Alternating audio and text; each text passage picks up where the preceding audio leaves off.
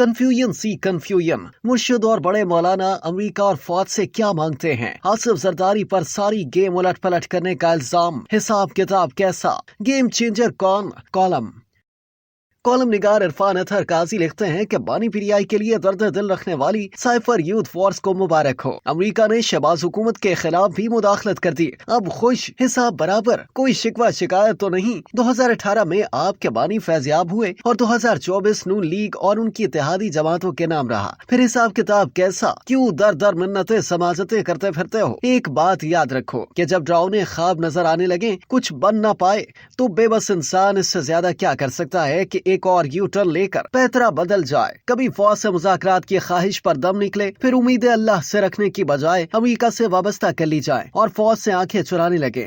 گفتگو کے انداز عاجزانہ، معذرت خواہانہ، پشیمانہ ہونے کی بجائے مزید دھمکی آمیز ہو جائیں۔ سوشل میڈیا سے جنگجو اداروں کے خلاف زہر آلود گولہ باری تیز کریں اور مدد بھی اسی اتار کے لونڈے امریکہ سے مانگے جس نے سائفر کے ذریعے حکومت گرائی۔ تو سائفر یوتھ فورس کو سمجھ لینا چاہیے کہ یہ سب سیاستدانوں کے ڈھکوسلے ہیں کہ جب بات نہ بنے تو کرکٹ کی طرح رنگ بدلنے لگتے ہیں۔ کسی نے تاریخ سے کوئی سبق سیکھنا ہی نہیں۔ یہاں سیاست کا ایک ہی چلن ہے، فوج کے خلاف مہم چلاؤ یا اپنی تمام تر نالائکیوں کا ملبہ امریکہ پر ڈال کر عوام کو ورغلاؤ، دھوکہ دو۔ ہماری سیاست کبھی فوج اور امریکہ سے آگے نہیں بڑھی۔ ہر سیاسی جماعت کا لیڈر بیان بازی کی حد تک تو یہی کہتا ہے کہ فوج کا سیاست میں کوئی عمل دخل نہیں ہونا چاہیے، فوج کا کام صرف سرحدوں کی حفاظت کرنا۔ جب بات دہشت گردوں کے خلاف آپریشن عزم استحکام کی آئے تو یہی سیاستدان رنگ برنگی بولیاں بولنے لگتے ہیں، موقع محل دیکھ کر سیاسی دباؤ بڑھاتے اور فوج کو زور زبردستی سے سیاست میں گھسیٹ کر اقتدار میں شراکت مانگتے ہیں۔ بڑے مولانا سے مرشد تک کی یہی کہانی ہے۔ مرشد کی غلط فہمی کا بھی کوئی حساب کتاب نہیں، در در دستک دیتے ہیں کہ مجھے جیل سے باہر نکالو۔ پہلے صرف فوج سے مذاکرات کے خواہش مند تھے،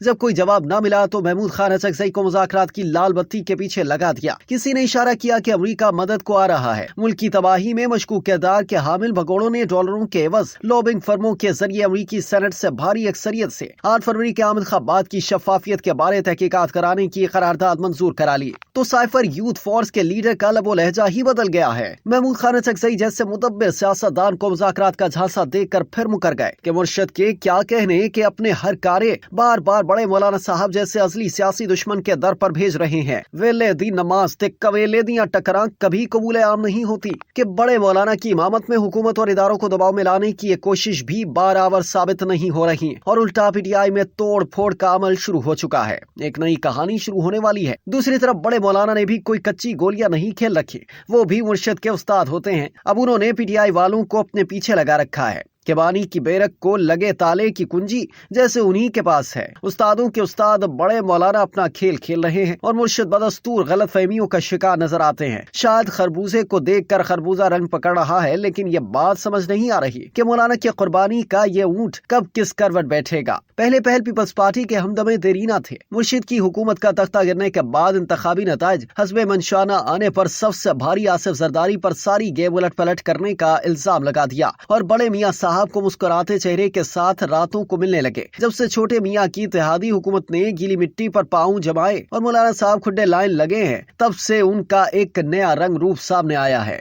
کہ شہباز حکومت نامنظور، بلاول بھٹو اب انہیں منظور۔ بجٹ اجلاس میں عذر یہ پیش کرتے ہیں کہ شہباز کی اتحادی حکومت نے عوام دوست بجٹ کے نام پر ملک کا کباڑہ کر دیا، لیکن اس میں بلاول بھٹو کا کوئی کردار ہے نہ وہ اتحادی حکومت کے حصہ دار ہیں۔ گویا کہ پیپلز پارٹی کے ساتھ فاصلے کم ہو رہے ہیں کہ خیبر پختونخوا میں گورنر انہی کا ہے اور بلوچستان میں بھی پیپلز پارٹی کی حکومت سے انہیں کچھ لین دین کرنا ہے، جس کی راہ نکالی جا رہی ہے۔ بڑے مولانا قومی اسمبلی میں آپریشن عزم استحکام پر خوب گرجے برسے، آپریشن کے مخالف بھی ہیں اور خیبر پختونخوا میں امن و امان کی بگڑتی صورتحال سے پریشان بھی۔ بقول مولانا صاحب کے نماز مغرب کے بعد ڈیرہ اسماعیل خان میں گھر سے باہر نکلنا ناممکن ہو چکا ہے۔ ہر طرف مسلح دہشت گرد اندراتے پھرتے ہیں۔ مولانا کو ان بگڑتے حالات میں امارات اسلامیہ افغانیہ کے آثار نظر آتے ہیں، پھر بھی فوجی افسروں، جوانوں، سیکیورٹی اہلکاروں کی شہادت کا حساب مانگتے ہیں۔ کوئی کنفیوژن ہے کہ آخر مرشد اور بڑے مولانا امریکہ اور فوج سے کیا مانگتے ہیں۔ کوئی یہ بات سمجھنے کو تیار ہی نہیں کہ ملک کو معاشی دلدل سے نکالنے کے لیے جو کوششیں کی جا رہی ہیں اور ان کوششوں میں چین جو کردار ادا کر رہا ہے، چینی ویزے کی پاکستان آمد اور سی پیک فیز 2 جیسے گیم چینجر منصوبوں کی تکمیل اور سیاسی جماعتوں کی طرف سے چین کے ساتھ مکمل اظہار یکجہتی کے اعلان کے فوراً بعد امریکی قرارداد کا مقصد آخر کیا ہے؟